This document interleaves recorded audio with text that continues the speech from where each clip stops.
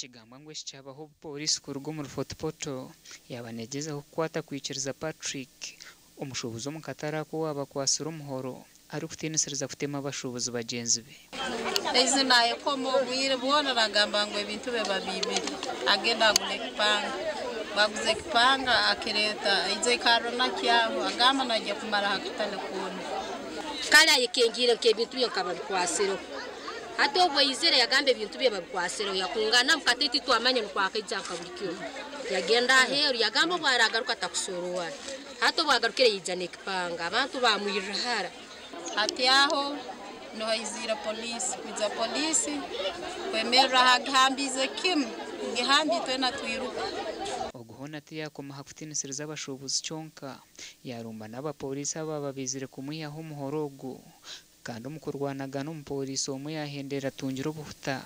bwa nyuma yakwikiriza okumushara engaro. Umupolisi abapolisi babiri abatemereye bya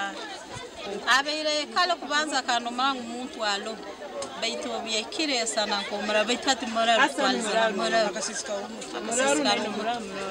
ahantu ho polisi yaterera amasasi kandi agahenderaga kwasura omushubuzi wamanywa nka Junior Edward ow'emyaka 27 y'obukuru bwa nyuma y'isasi kumukwato omwibondo betakije akafu mukire kake yahiko mwirwarure rikure rya Fort Portal. Atito twirkenye isasi litire ndya heru ebisasi timbe bayina kali okurgerera habayireberana gabo kwikiriza yabanatunga kakumumba bashubuzi batahibe ahubwo kugumana bamwibere emyende yarukuguza yakanu nana kuntema niyo nyenda nyone njo mudiru nikintu nyenda kwibe bintu bi ngwara umugigo go kudiringa nawe tubibe bintu bi areta kijambi ampambi amara kureta kijambi antebe misini koraki ngende